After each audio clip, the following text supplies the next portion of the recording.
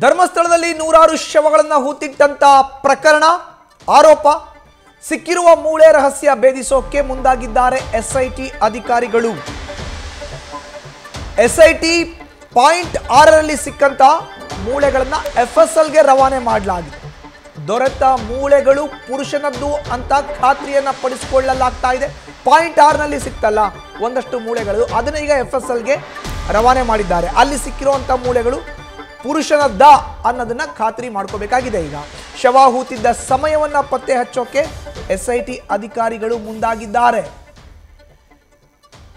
ಅತ್ಯಾಧುನಿಕ ತಂತ್ರಜ್ಞಾನದ AAR IRS ಟೆಸ್ಟ್ಗಳನ್ನ ಮಾಡೋಕೆ ಸಕಲ ಸಿದ್ಧತೆಗಳನ್ನ ತಯಾರಿಯನ್ನ ಎಸ್ಐಟಿ ಅಧಿಕಾರಿಗಳು ಮಾಡ್ಕೊಳ್ತಾ ಇದ್ದಾರೆ.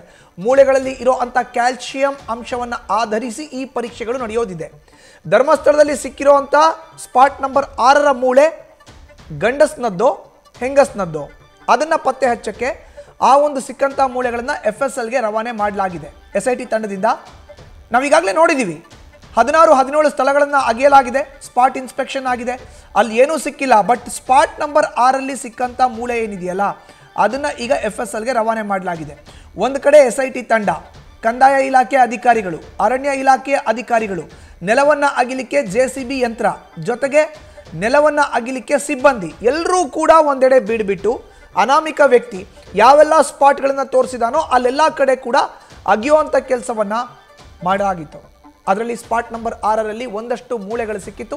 ಆ ಮೂಳೆಗಳನ್ನ ಈಗ FSLಗೆ ರವಾನೆ ಮಾಡಲಾಗಿದೆ. ಎಸ್ಐಟಿ ತಂಡದ ಸೂಚನೆ ಮೇರೆಗೆ ಅಲ್ಲಿ ಸಿಕ್ಕಿರುವಂಥದ್ದು ಗಂಡಸ್ನದ್ದು ಮೂಳೆಯೋ ಹೆಂಗಸ್ನದ್ದೋ ಅಂತ ಚೆಕ್ ಮಾಡಲಾಗ್ತಾ ಇದೆ. ಸಿಕ್ಕ ಮೂಳೆಗಳು ಯಾರದ್ದು ಅನ್ನೋ ಪ್ರಶ್ನೆ. ನೂರಾರು ಶವಗಳನ್ನು ಹೂತಿದ್ದೇನೆ ಅಂತ ಅನಾಮಿಕ ಹೇಳಿಕೆಯನ್ನ ಕೊಟ್ಟಿದ್ದ. ಅದಾದ ಬಳಿಕ ಆತನ ಹೇಳಿಕೆಗೆ ಪೂರಕವಾಗಿ ಸ್ಪಾಟ್ ನಂಬರ್ 6ರಲ್ಲಿ ಮೂಳೆಗಳು ಪತ್ತೆಯಾಗಿತ್ತು.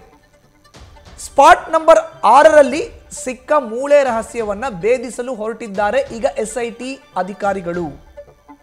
ಕೆಲ ಮೂಳೆಗಳನ್ನ ಪ್ರಯೋಗಾಲಯಕ್ಕೆ ಕಳುಹಿಸಲಾಗಿದೆ, FSLಗೆ ಕಳುಹಿಸಲಾಗಿದೆ. ಸ್ಪಾಟ್ ನಂಬರ್ 6ರಲ್ಲಿ ದೊರೆತ ಮೂಳೆ ಪುರುಷನದ್ದು ಅಂತ ಖಾತ್ರಿ ಪಡಿಸ್ಕೊಳ್ಳಿಕ್ಕೆ ಆ ಮೂಳೆಗಳನ್ನ ಈಗ ಕಳಿಸಲಾಗಿದೆ. ಆ ಶವ ಹೂತು ಹಾಕಿದ್ದ ಸಮಯ ಪತ್ತೆಗೂ ಮುಂದಾಗಿದ್ದಾರೆ ಎಸ್ಐಟಿ ಅಧಿಕಾರಿಗಳು. ಆಧುನಿಕ ತಂತ್ರಜ್ಞಾನದ AAR IRS ಮತ್ತು RS ಟೆಸ್ಟ್ಗಳನ್ನು ನಡೆಸೋಕ್ಕೂ ಕೂಡ ತಯಾರಿಗಳನ್ನು ಮಾಡಿಕೊಳ್ಳಲಾಗ್ತಾ ಇದೆ. ಮೂಳೆಗಳಲ್ಲಿ ಇರುವಂಥ ಕ್ಯಾಲ್ಸಿಯಂ ಅಂಶಗಳನ್ನು ಆಧರಿಸಿ ಪರೀಕ್ಷೆಯನ್ನು ನಡೆಸಲಾಗುತ್ತೆ. ಈ ಪರೀಕ್ಷೆ ಮೂಲಕ ಯಾವಾಗ ಶವವನ್ನು ಹೂತು ಹಾಕಲಾಗಿತ್ತು, ಮೃತದೇಹ ಹೂತು ಹಾಕಿದ್ದು ಯಾವಾಗ, ಅದರ ಸಮಯ, ಅದರ ಬಗ್ಗೆ ಸ್ಪಷ್ಟನೆ ಸಿಗುವಂಥ ಸಾಧ್ಯತೆ ಇದೆ ಈ ಟೆಸ್ಟ್ಗಳಿಂದ, AAR IRS ಮತ್ತು RS ಟೆಸ್ಟ್ಗಳಿಂದ. ಇನ್ನು ವ್ಯಕ್ತಿ ಮೃತಪಟ್ಟಿದ್ದು ಯಾವಾಗ ಅಂತ ವೈಜ್ಞಾನಿಕವಾಗಿ ಕೂಡ ತಿಳ್ಕೋಬಹುದು. ಇದು ಕೂಡ ನಾವಿಲ್ಲಿ ಗಮನಿಸಬೇಕಾಗತ್ತೆ. ಒಬ್ಬ ಅನಾಮಿಕ ವ್ಯಕ್ತಿ ಬಂದ, ನೂರಾರು ಶವಗಳನ್ನು ಹೂತು ಹಾಕಿದ್ದೀನಿ ಇಂದ ಒಂದು ಕಡೆ ಮಾತ್ರ ಮೂಳೆ ಸಿಕ್ತು, 16-17 ಪಾಯಿಂಟ್ಗಳಲ್ಲಿ ಅಗ್ದಿದ್ದಾರೆ. ಈಗ ಆ ಮೂಳೆನ FSLಗೆ ಕಳಿಸಿದ್ದಾರೆ. ಈಗ ಆ ಮೂಳೆ ಮೇಲೆ ಒಂದಷ್ಟು ಶೋಧ ಕಾರ್ಯ ಆಗಬೇಕು. ಅದು ಗಂಡಸ್ನದ್ದೋ ಹೆಂಗಸ್ನದ್ದೋ, ಅದು ಯಾವ ರೀತಿ ಅಂದರೆ ಕ್ಯಾಲ್ಸಿಯಂ ಅಂಶವನ್ನು ಆಧರಿಸಿ ಗಂಡಸ್ನದ್ದ ಆ ಮೂಳೆ ಅಥವಾ ಹೆಂಗಸ್ನದ್ದ ಅನ್ನೋದನ್ನು ಐಡೆಂಟಿಫೈ ಮಾಡ್ಬೋದು.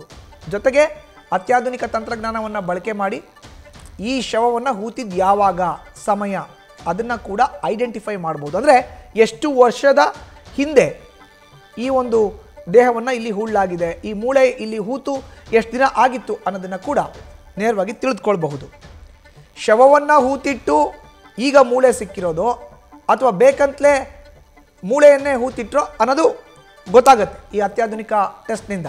ಹೆಚ್ಚಿನ ಮಾಹಿತಿ ನೀಡ್ತಾರೆ ನಮ್ಮ ಪ್ರತಿನಿಧಿ ಕಿರಣ್. ಈಗ ಸಂಪರ್ಕಕ್ಕೆ ಸಿಕ್ಕಿದ್ದಾರೆ. ಕಿರಣ್, ಈಗ ಅತ್ಯಾಧುನಿಕ ತಂತ್ರಜ್ಞಾನವನ್ನು ಬಳಸಲಿಕ್ಕೆ ಎಸ್ಐಟಿ ಅಧಿಕಾರಿಗಳು ಮುಂದಾಗಿರುವಂಥದ್ದು. ಕಿರಣ್, ಯಾವಾಗ ಈ ಒಂದು ಪ್ರಕ್ರಿಯೆ ಆರಂಭ ಆಗುತ್ತೆ? ಹಾಗಾದ್ರೆ ಈಗ ಏನಾದರೂ ಒಂದು ವೇಳೆ ಆರಂಭ ಆಗಿದ್ರೆ ಇದರ ಫಲಿತಾಂಶ ಯಾವಾಗ ಸಿಗೋ ಸಾಧ್ಯತೆ ಇದೆ? ಕಿರಣ್, ಮಧು, ಈಗಾಗಲೇ SIT ಅಧಿಕಾರಿಗಳು ತನಿಖೆ ಆರಂಭಿಸಿದ್ದಾರೆ. ಅಂದ್ರೆ ದೂರುದಾರ ಏನು 17 ಸ್ಥಳಗಳನ್ನ ಗುರುತಿಸಿದ್ದ, ಅಲ್ಲಿ ಸ್ಥಳ ಪರಿಶೋಧನೆ ನಡೆಸಿದ ಎಕ್ಸೆಪ್ಟ್ 6ರಲ್ಲಿ 6ನೇ ಪಾಯಿಂಟ್ ಅಲ್ಲಿ ಕೆಲವು ಮೂಳೆಗಳು ಸಿಕ್ಕಿದ್ದು. ಆ ಮೂಳೆಗಳು ಯಾರ್ದು, ಹಾಗೇನೆ ಅದನ್ನ ಯಾವ ಸಮಯದಲ್ಲಿ ಅದನ್ನ ಹೂತಿಡಲಾಗಿತ್ತು, ಅದರ ಬಗ್ಗೆ ತನಿಖೆ ಆರಂಭವಾಗಿದೆ. ಯಾಕಂದ್ರೆ ಈಗಾಗಲೇ SIT ಅಧಿಕಾರಿಗಳು FSL ಅವರಿಗೆ ಅದನ್ನ ಹಸ್ತಾಂತರದ ಹಿನ್ನೆಲೆಯಲ್ಲಿ FSL ಅಧಿಕಾರಿಗಳು ಅದನ್ನ ಲ್ಯಾಬ್ಗೆ ಕಳಿಸ್ಕೊಟ್ಟಿದ್ದಾರೆ. ಈ ಲ್ಯಾಬ್ ಅಲ್ಲಿ ಈಗಾಗಲೇ ಅದು ಆ ಒಂದು ಮೂಳೆಗಳೇನಿದೆ ಅದು ಪುರುಷನದ್ದು ಅನ್ನೋದು ಖಾತ್ರಿಯಾಗಿದೆ. ಆದ್ರೆ ಯಾವ ಸಮಯದಲ್ಲಿ ಹೂತಿದ್ದು, ಎಷ್ಟು ವರ್ಷಗಳ ಹಿಂದೆ ಹೂತಿದ್ದು, ಅದೇ ಆತನ ಹೇಗೆ ಮರಣ ಹೊಂದಿದ್ದಾನೆ ಅದ್ರ ಬಗ್ಗೆ ಡೀಟೇಲ್ಸ್ ತಗೊಳ್ಬೇಕು. ಅದಕ್ಕೆ ಒಂದು ಉನ್ನತ ಮಟ್ಟದ ಅಂದ್ರೆ ವೈಜ್ಞಾನಿಕ ರೀತಿಯ ಒಂದು ಪರೀಕ್ಷೆಗಳು ಆಗ್ಬೇಕು. ಈ ಹಿನ್ನೆಲೆಯಲ್ಲಿ ಅತ್ಯಾಧುನಿಕ ವೈಜ್ಞಾನಿಕ ರೀತಿಯಲ್ಲೇ FSL ಟೀಮ್ ಅದನ್ನ ಪರೀಕ್ಷೆ ಮಾಡ್ಲಿಕ್ಕೆ ಈಗಾಗಲೇ ಮುಂದಾಗಿರುವಂತದ್ದು. ಆ ಹಿನ್ನೆಲೆಯಲ್ಲಿ AAR ಹಾಗೇನೆ IRS ಹಾಗೆ RS ಈ 3 ರೀತಿಯ ಅತ್ಯಾಧುನಿಕ ಒಂದು ಇದನ್ನ ಬಳಸ್ಕೊಂಡು, ತಂತ್ರಜ್ಞಾನವನ್ನು ಬಳಸ್ಕೊಂಡು ಈ ಒಂದು ಪತ್ತೆಗೆ ಈಗ ಮುಂದಾಗಿರುವಂತದ್ದು. ಬೋನ್ ನಲ್ಲಿ ಇರುವಂತಹ ಕ್ಯಾಲ್ಸಿಯಂ ಅಂಶಗಳನ್ನ